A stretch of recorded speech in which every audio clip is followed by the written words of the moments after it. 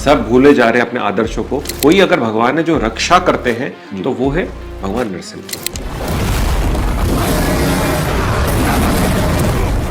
तो इसलिए इन कथाओं को, इन लोक कथाओं को, पौराणिक कथाओं को वापस आना बहुत आवश्यक है, क्योंकि भारत के अंदर बहुत एनिमेशन कंज्यूम होता है, लेकिन इंडिजिनियस एनिमेशन के कोई इंडस्ट्री नहीं है। विश्व भर की जैसे मार्वल, डीसी की फिल्म आप देखिए तो अंत में आपके सारे भारतीय नेम होते हैं। ये इस प्रकार से दर्शाया गया जैसे आज तक भारतीय सिनेमा में कोई स्टोरी दर्शाई नहीं गई है। जी 4.5 वर्ष लग गए इसको प्रोडक्शन में। अच्छा, यदि आपको लगता है कि आपकी आस्था पे कभी प्रहार हुआ है और आप भूल चुके हैं कि आपकी आस्था के आप क्यों नजदीक थे, तो ये फिल्म आपके लिए। नमस्ते, मैं हूं शशांक, आप देख रहे हैं वन इंडिया। मेरे साथ हैं अश्विनी कुमार सर। एक बहुत ही खूबसूरत फिल्म लेकर आ रहे हैं। 25 जुलाई को रिलीज़ होगी और ये फिल्म इसलिए भी खूबसूरत है क्योंकि ये एनिमेटेड फिल्म है। भगवान नरसिंह पर ये फिल्म बनी हुई है। आज हम सर से बात करेंगे और जानेंगे कि फिल्म में क्या क्या है और किस तरीके से ये दुनिया को और भारत को, जो लोग संस्कृति और कला से जुड़े हुए हैं और जो भगवान को मानते हैं, कैसे एक धार्मिक यात्रा पे लेके जाएंगे। स्वागत है सर आपका। धन्यवाद sir, thank you for having me one India. Sir, क्या बेसिकली मैं यही जानना चाहूँगा शुरुआत में कि अभी देश का जो माहौल है, हम जिस हिसाब से जी रहे हैं, लोग अब जेनजी, अल्फा जेन और ये सारी चीज़ें आ रही हैं, नई नई जनरेशन आ रही है। तो इस जनरेशन में और इस दौर में आप ये फिल्म लेकर आ रहे हैं और खासकर भगवान पर, क्योंकि ये पूरा सिनेमैटिक यूनिवर्स है 9 फिल्मों का। तो ये क्यों, कहाँ से वो थॉट आया और यहाँ से भगवान नरसिंह से शुरुआत कैसे हुई? अगर बहुत बहुत अच्छा सवाल है आपका। तो बेसिकली भगवान नरसिंह आज के लिए बहुत इंपॉर्टेंट हो जाता है, आज के युग के लिए तो और भी इंपॉर्टेंट है। जहाँ हमारी युवा पीढ़ी और नॉट जस्ट युवा पीढ़ी, हर कोई डिप्रेशन, एंग्जाइटी, इन सारी परेशानियों से गुजर रहा है, फैमिलियाँ छोटी हो रही हैं, सब भूले जा रहे हैं अपने आदर्शों को। तो इस समय सबसे पहले सनातन धर्म का जो उजागर हो रहा है, वहाँ पे सबसे पहले हमारे जो कोई अगर भगवान है जो रक्षा करते हैं तो वो है भगवान नरसिंह। और भगवान नरसिंह के बारे में यदि आप रिसर्च करेंगे तो पूरे भारतवर्ष में हर प्रकार से बहुत तरह से विवरण है उनका और बहुत तरह से मान्यताएं हैं आपकी। जैसे नॉर्थ, दक्षिण भारत में और उत्तर भारत में, दोनों प्रकार से आप, जैसे उत्तर भारत में हम होलिका दहन और इस प्रकार से बहुत प्रचलित है हमारे प्रहलाद महाराज की, और दक्षिण में तो भगवान इष्ट है कई, बिल्कुल कई जगह। सो और कई इनके मंदिर हैं, बहुत सारे गुप्त मंदिर हैं भगवान के। और बियॉन्ड भारत भी इनका एक्चुअली बहुत सारे स्वरूपों में एक तरह से इनको पूजा जाता है। तो इसलिए इन कथाओं को, इन लोक कथाओं को, पौराणिक कथाओं को वापस आना बहुत आवश्यक है, हमारी पीढ़ी के लिए भी, हमारी बुद्धि के लिए भी, चेतना के लिए भी, और आगे आने वाली पीढ़ी के लिए भी। क्योंकि लोग, जैसे आप बता रहे हैं, शास्त्र नहीं पढ़ते, अध्ययन नहीं करते, ध्यान नहीं लगाते, तो ये सारी भारत की जो मूल है, जो रूट है, वो कैसे उन तक पहुंचेगा। अब तो व्हाट्सएप यूनिवर्सिटी आ गई है, तो किसी ने फॉरवर्ड किया और हमने उसी पे ज्ञान देना शुरू कर दिया और उसी को सत्य मान लिया। बिल्कुल। सो इसी प्रकार से ये जो हमने दर्शाई है महाअवतार नरसिंह का, जो पहला हमारा सिनेमैटिक यूनिवर्स की पहली कहानी आती है, तो ये शास्त्र अनुसार ही बनाई गई है। जितना हम शास्त्र से प्रमाण लेकर के उसको बना सकते थे, हमने उसका ऐसे ही बनाने का चयन रखा है। कुछ अतिशोक्तियां हैं बहुत कम जगह पे, और जितनी भी चीजें जहां से भी हमने उदाहरण लिए हैं या जहां से भी हमने पाई हैं शास्त्र में, उसका हम अपने वेबसाइट में पिक्चर के बाद अवश्य डाल देंगे कि ये यहाँ से इंस्पायर्ड है। तो ये पिक्चर पहले क्यों? क्योंकि ये बहुत सिनेमैटिक फिल्म है। अच्छा, एक फादर सन की स्टोरी है जिसमें एक कॉन्फ्लिक्ट है, और हर घर में आप देखेंगे कहीं ना कहीं से कॉन्फ्लिक्ट है। भाइयों में, फादर सन में तो मुझे लगता है कि एक वो अनचाहा सा अनबोलापन भी है, कि इज्जत भी है, बोल नहीं सकते हैं। राइट। अब जैसे आपके पिताश्री क्या करते हैं? मैं तो, हम लोग का तो खेती का काम है, तो उन्होंने सोचा होगा मेरा बेटा जब बड़े होगा किसान बना होगा, लेकिन अब वो मीडिया पे आ गया। तो उसी प्रकार से जो डॉक्टर होता है वो सोचता है मेरा बेटा जब बड़ा होगा वो डॉक्टर बनेगा। लॉयर का बेटा सोचता है मैं लॉयर बनूंगा। तो हिरण्यकश्यप जो पूरे ब्रह्मांड का एक प्रकार से राजा हो गया, असुर दैत्य, उसको लगता है मेरा बेटा बड़े होकर भी वैसे असुर राज बनेगा, लेकिन वो बन जाता है एक वैष्णव, एक भगवान विष्णु का भक्त, जो उनके बहुत बड़े दुश्मन है एक प्रकार से भगवान विष्णु। तो एक बहुत बड़ी विचारों की एक मतभेद शुरू हो जाता है। और किस प्रकार धर्म का रक्षा करने स्वयं भगवान प्रकट होते हैं, वो ये कहानी दर्शाती है। तो इसलिए पहले तो सर, जैसे मतलब इतनी ही क्योंकि पौराणिक कथा तो लोग देखने जाते हैं और सारी चीज़ें रहती हैं, तो इसको फिर एनिमेटेड ही क्यों चुना, कि एनिमेशन के जरिए ही क्यों नहीं उस हिसाब से ग्रैंड और वो सारी? क्योंकि नॉर्थ में तो है ही, साउथ में जैसे आपने बताया कि बहुत ईस्ट मानते हैं, और साउथ में तो मुझे लगता है कि कल्चरली और बहुत ज़्यादा रूट से जुड़े हुए लोग रहते जी, हैं। जी। तो इसको हमने क्यों नहीं एक सिनेमा की तरह बनाया एनिमेशन में? क्यों? देखिए एनिमेशन के अंदर, भारत के अंदर स्टेरियोटाइप है एनिमेशन मतलब छोटा सिनेमा, बट ऐसा नहीं है। ये एक बहुत बड़ा स्टेरियोटाइप है जो हम इस फिल्म से तोड़ेंगे, और प्रयास है हमारा इस पूरे सिनेमैटिक यूनिवर्स हाँ, से, cinematic हाँ, universe कि ये animation means even bigger than films. अगर आप हॉलीवुड देखें तो वहाँ पे एनिमेशन फिल्म्स का लाइफ बहुत लंबा होता है, हाँ, लार्जर देन लाइफ बनती है लार्जर वहाँ। देन लाइफ होती है, और लाइफ बहुत लंबा, मैंने इकोनॉमिक साइकिल्स में भी बहुत लंबी चलती हैं एनिमेशन फिल्म्स, क्योंकि लोग उसे बार बार देखना पसंद करते हैं। तो इसलिए animation as model make works for us. Also animation में आप एग्जैजरेशन कर सकते हैं, अतिशोक्ति कर सकते हैं, चीज़ों को खींच सकते हैं, तान सकते हैं, जो ह्यूमनली पॉसिबल नहीं है। तो एक हमको वो भी फ्रीडम देता है। तीसरा, एक ये बहुत प्योर मीडियम है, और हम भगवान की जो प्योरिटी है वो हम प्योरिटी की तरफ ही रखना चाहते थे। वरना अगर हम रियल लाइफ रखें तो उसमें एक्टर्स आ जाते हैं, या वो सारी चीज़ें आ जाती हैं जिसमें लोग फिर वो छवियां भगवान में डालने लगते हैं, या भगवान की छवि उसमें ढूंढने लगते हैं, तो वो फिर उनका जीवन में भी बहुत तहस तहस हो जाता है। ये हम जानते हैं, ये पिछले सारे एग्जाम्पल से। So we didn't want all that.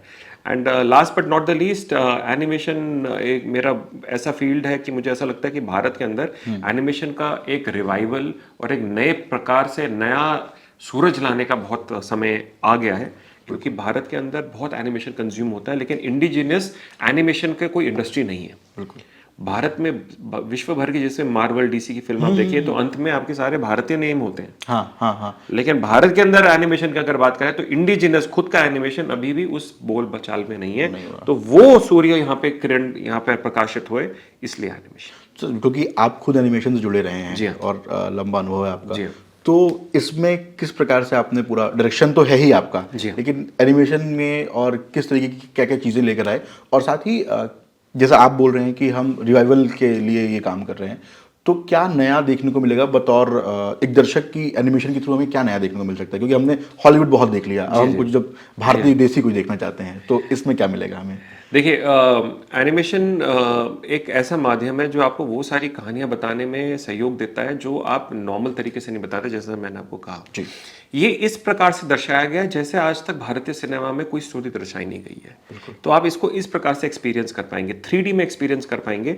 जैसे भारतीय एनिमेशन आज तक 3D में आपने थिएटर में नहीं देखा, जहाँ पे आप स्वयं की लोक कथा है जिससे आप प्राउड हो, बिल्कुल बिल्कुल। उसको आप देखेंगे and you will have a swell and pride कि ये हमारे भगवान है और ये बिल्कुल सुपर हीरो है और यही हमारे जीवन के आदर्श है। तो ये आप इस कथा से ले पाएंगे, जहाँ जब भगवान पूरे अष्टभुजाओं से लड़ते हैं। हाँ। राइट। तो वो थोड़ा सा हमने ट्रेलर में भी डाला है, उसका हाँ, एक वो छोटा सा teaser क्लिप में वो डाला है। जी हाँ, कि क्योंकि वरना आप ज्यादातर पिक्चरों में देखेंगे या सीरियल्स में देखेंगे तो अष्टभुजाएं हैं, लेकिन वो बिल्कुल स्टैटिक रहती हैं, मूव नहीं करती हैं, बिल्कुल स्थिर रहती हैं। तो हमारे इसमें हर चीज़ मूव करेगी, हर चीज़ आप वैसे देख पाएंगे जैसे शास्त्र में बताया गया, और एक जैसे एक बहुत बड़ा आप जिस हिसाब से कल्पना करते हैं हम लोग, कल्पना बिल्कुल। करते हैं उस तरह से उसको दर्शाया गया। तो ये आप इस आस्वादन इस पिक्चर का कर पाएंगे।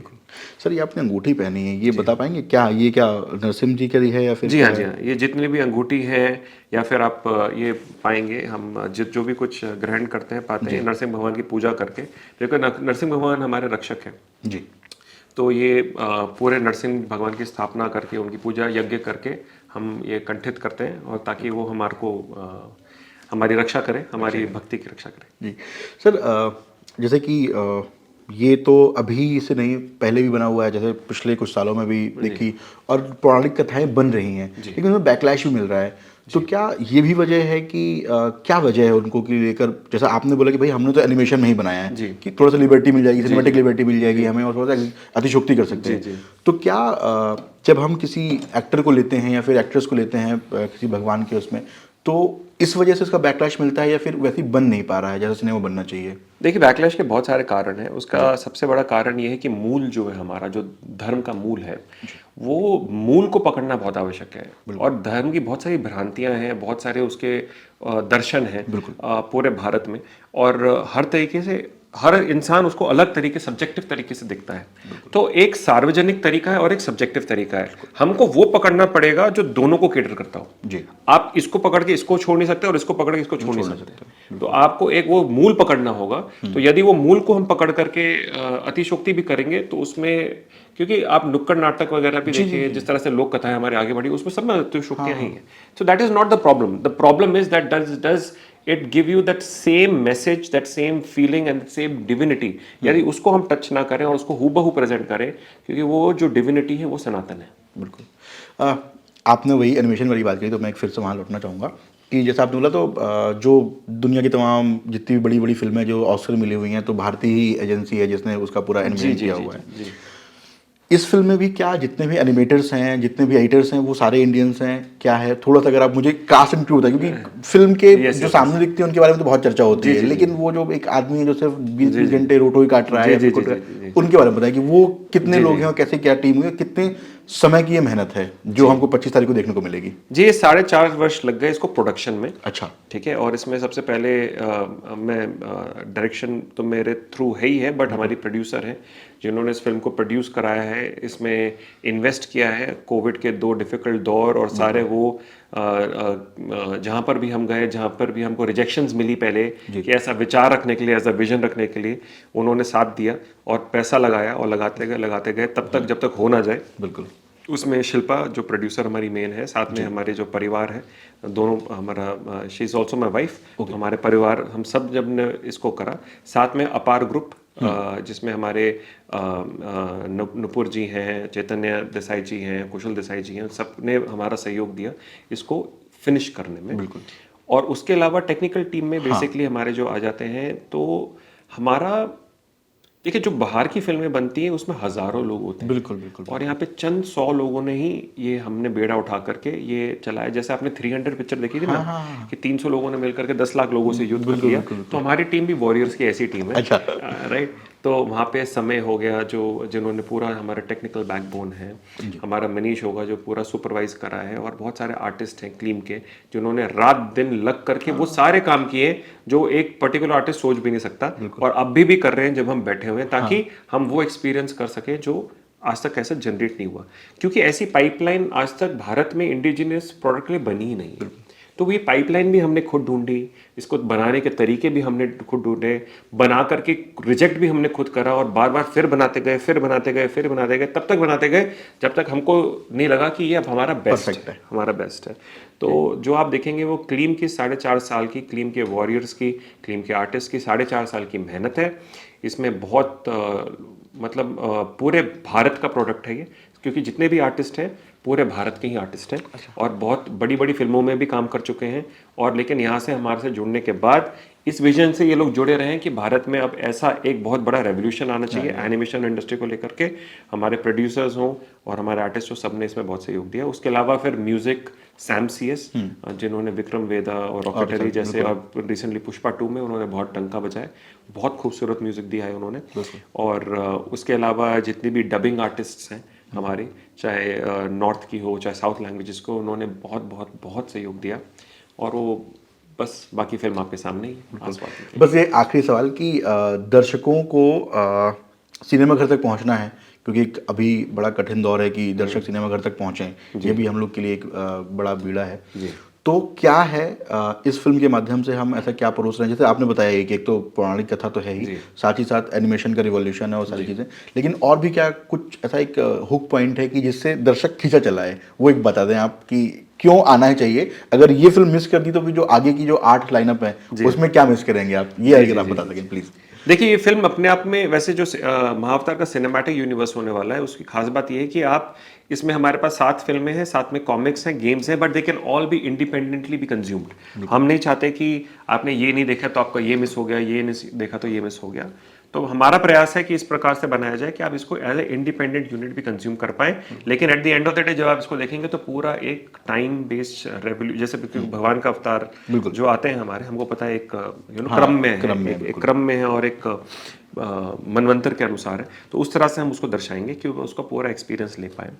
बट इसमें हुक पॉइंट सबसे बड़ा ये है कि यदि आपको लगता है कि आस्था, जिससे हम सब जूझते हैं, हमारे आस्था पे आज तक सब कभी न कभी किसी ने प्रकोप प्रहार किया ही है, यदि आपको लगता है कि आपकी आस्था पे कभी प्रहार हुआ है और आप भूल चुके हैं कि आपकी आस्था के आप क्यों नजदीक थे, तो ये फिल्म आपके लिए है।